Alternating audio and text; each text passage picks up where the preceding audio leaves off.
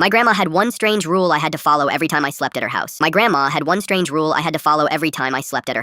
I went to bed, I had to walk through every single room and turn on one specific lamp. Not the ceiling lights, not the hallway light. One specific lamp in each room that she had picked out. The little green one in the kitchen, the tall brass one in the living room, the tiny stained glass one on the guest room dresser. And if I forgot even one, she would make me get out of bed, walk back through the whole house, and turn it on. Didn't matter if it was 2 in the morning, didn't matter if I was already half asleep. To a 10-year-old, it was the most annoying rule in the world. By the time I was 12, I had memorized the lamps like a routine. My cousins used to tease me about it whenever we stayed over together. They called it Nana's ghost tour. My grandma would just laugh and say, "You can tease all you want, but Kieran does it right." She never explained why. She just said the house liked to be lit up before it slept. I thought she was being poetic. She was born in a village in Kerala and moved to the States in her 40s. And she had 100 sayings like that. Half of them didn't translate. I never questioned it. One weekend in December, my parents dropped me off at Nana's house so they could drive up to my Aunt Devika's for a wedding. I was 13 and had just been given a new phone, so I was thrilled to have 2 nights alone with my grandma. She made me dal and rice. We watched an old Bollywood movie. Around 10, she told me she was tired and going to bed early. She kissed my forehead and reminded me about the lamps. I rolled my eyes and said, "I know, Nana, I always do it." She smiled and said, "Good girl, don't skip any tonight." I stayed up too late on my phone. Around midnight, I finally got up to do the rounds. Green lamp in the kitchen, brass one in the living room, the little one in the hallway, the lamp in the bathroom. I was halfway to the guest room when I heard my phone buzz in the bedroom behind me. It was my crush from school, my first real message from him. I completely forgot the guest room lamp and ran back to my bed to reply. I fell asleep with my phone in my hand. I woke up around 2 in the morning to a sound I couldn't place, a slow, dragging sound coming from somewhere down the hall. My whole body went cold. I told myself it was the house settling. I told myself it was the heater. But then I heard it again, closer this time, something moving. I sat up in bed, holding my breath, staring at the strip of light under my door. Then I saw a shadow pass across it. I don't remember picking up my phone. I just remember calling my grandma's cell from 3 rooms away with shaking hands. She picked up on the first ring, wide awake, like she'd been waiting. "Kieran," she whispered before I could even speak. "Did you turn on all the lamps?" I started crying. I told her no. I told her about the guest room. She didn't yell. She didn't panic. She just said very calmly, "Get under your bed right now. Don't come out until I come get you." I slid off the mattress and crawled underneath. I could hear her bedroom door open at the far end of the house. I heard her footsteps, slow and steady, walking down the hallway. Then I heard a man's voice, a voice I did not know, low and startled. Then my grandma's voice, sharp and loud in a way I had never heard before, yelling something in Malayalam. Then a crash. Then footsteps running. Then the front door slamming so hard the windows shook. Then silence. A minute later, my grandma opened my door and knelt down and pulled me out from under the bed